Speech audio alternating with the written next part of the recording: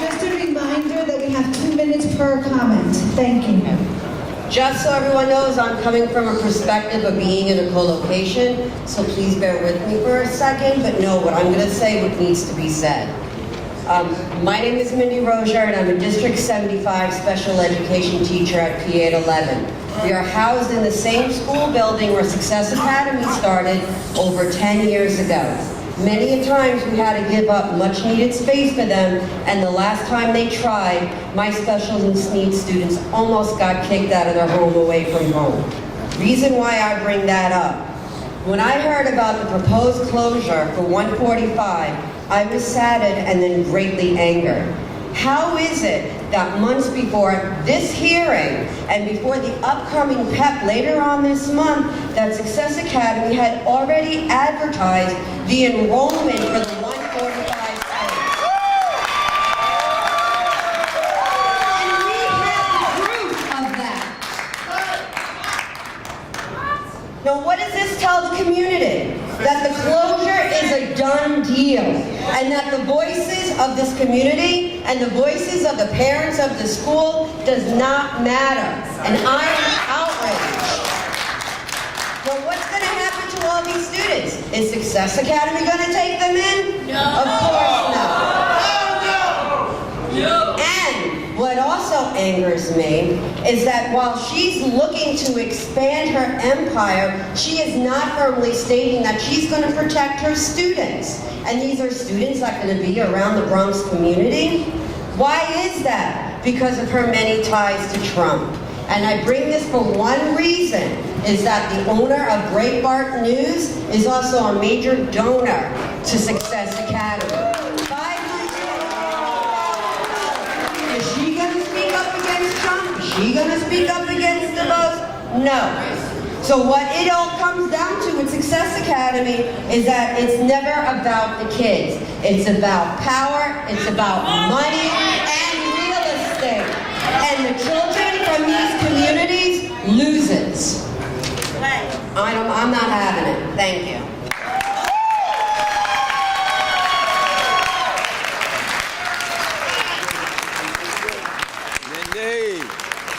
Rodriguez, last name Rodriguez. Yeah! It's Anthony. Aixa. Aisa. That's why I said Rodriguez first. I know, so we're Rodriguez. All right, my name's Aixa Rodriguez, Bronx Educators United for Justice. I'm here, oh my God, it feels like a deja vu all over again. Last year I was at Flags, got shut down. But you know, you could just walk a couple of blocks past the Mexican restaurant, and there goes 162, shut down. So now here we are at 145. Lord have mercy. There is a big plan here. It seems like I have a couple of maps that I've made myself, my other friends have been making, and the pattern of closing is following the pattern of gentrification, patterns of condos opening up.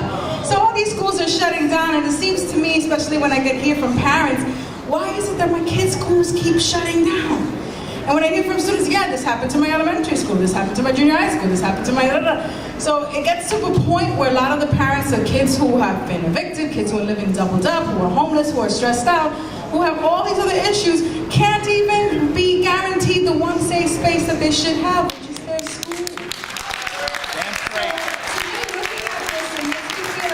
Pattern of edu-gentrification, especially in the South Bronx, when we're talking about feeling invaded. And when you don't feel safe at all, when your president is attacking you, when you feel as if you're unsafe in your own school, in your own home, etc., it causes trauma that impacts your ability to actually function in the school. And I'm an ESL teacher. I gotta give it to y'all. Not having another ESL teacher. Lord of mercy. You guys are out of compliance with the state's regulation for CR Part 154. Shame on you!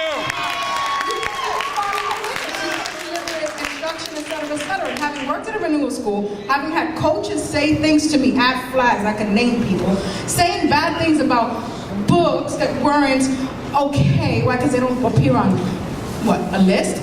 All of these books happen to be of children of color, of authors of color, about people from this neighborhood, about those things. Having that nitpicky invasion demoralize teachers. People feel lied to. And the one thing that the PEP has to recognize is that we have to have trust in you guys. We have to feel like you're doing the right thing. And this is an erosion of trust. It's an erosion of the public trust that you guys have our kids' well-being. And number one, it doesn't feel that way. We feel like the charters are taking over, like a parasite from within, growing and growing and taking over. And we feel that pressure. You gotta give us the space. Having co-locations means you have all those different offices for all those different places. You could have smaller classes if you didn't have co-location. Thank you, thank you.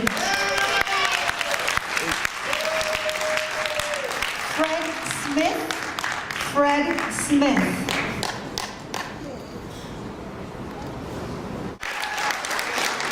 Norm Scott. Go ahead, Norm. Well, I've been through these school closing hearings for 10 years now almost, and it's the same old story. It's Bloomberg or de Blasio, nothing really changes. These people, these Board of Ed people, they're in a little box of statistics. The heart and soul of the school community that came out here tonight, that's not on there. They don't measure that. There's no way to measure that. But you here today, you can see that heart and soul that came out of this community. And if they had any sense, I'm not just saying any sense, but if you were real educators, which you're not, I believe. I don't believe you're real educators. And I've seen that for years and years. And it's proven time and again. You can't find a principal to run this school. You have to have, what, 3 principals? Who's incompetent if you can't find someone to run the building time after time? You can't find an assistant principal? You can't manage to open the dance studio? I mean, was that incompetence or is that intentional neglect? I believe it is intentional neglect. Why is it intentional? Because this is not an educational decision. This is a political decision. By the way, if you're still a school in this building and you're still going to be open, you won't be for long, because when Eva Moskowitz goes to the 6th grade, she goes to the 7th grade, she goes to the 8th grade, you will be gone. You will all be gone. You will all be gone. Because this is about the real estate of this building.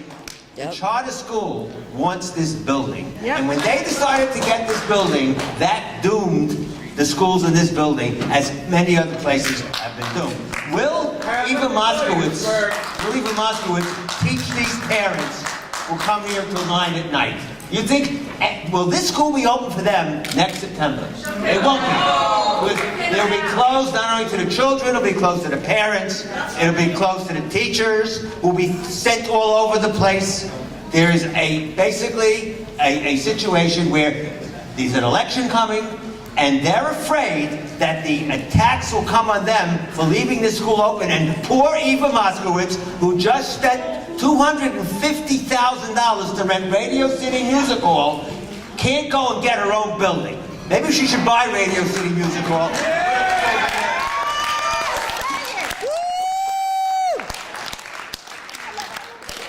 Richard Mantel. Go ahead, Norm.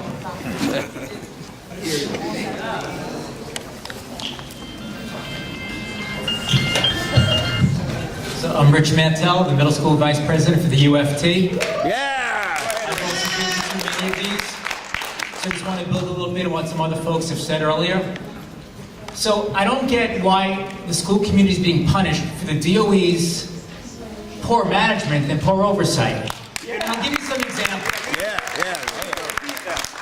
So you let Success Academy advertise for space in this building to expand before an actual decision's been made. You build a mental health clinic, but don't open it. You build a dance studio, but don't use it. You take 17 classes handed to a charter school. No science lab, no computer room, one ELL teacher for roughly 150 L students. You still have teacher vacancies for, I believe, 3 or 4, don't hold me to that. Quite a few vacancies in the building. 3 principals in 5 years, no AP. That's a civil rights violation. So who is responsible for that? Who is failing? It's not these folks who came out in force, it's you guys. So why are they being punished? So, renewal has a couple of definitions. When you renew something, you rebuild it, you restore it. Yes. Right? Pretty simple. Other definition of renew is to extend or prolong something. So here's a thought. How about you actually renew the school, rebuild the school, restore the school, but don't renew the contracts of the very people who failed the school. There's an idea.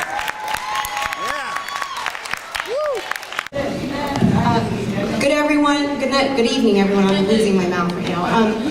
Actually, my name is Gia Lee. I'm a from Brooklyn. Came all the way out here because I heard what was happening, and I see the patterns across the schools, and I just want to speak to your hearts and minds. I'm also a parent of a middle schooler who goes to school at Tompkins Square Middle School downtown the Lower East Side, and we're seeing the same fights. And if we see ourselves kind of like in this position, all kind of fighting amongst each other against people within our own Department of Education, when we really need to be fighting a bigger privatization situation right now. Someone talked about the campaign for fiscal equity money that is owed New York City public schools, right? Something like $4.3 billion. I looked up JHS 145, and you're owed $533,000. Did you know that?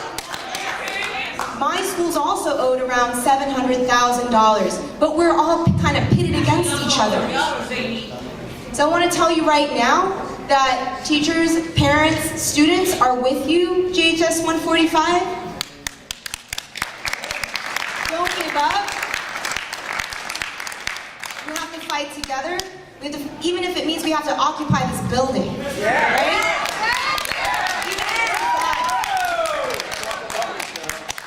I want to let you know one more thing. I'm learning lessons from each community, and what I've learned here tonight is that anything is possible. I heard Jim say that he thought it was a done deal, but it's not. It's not done until it's done, right?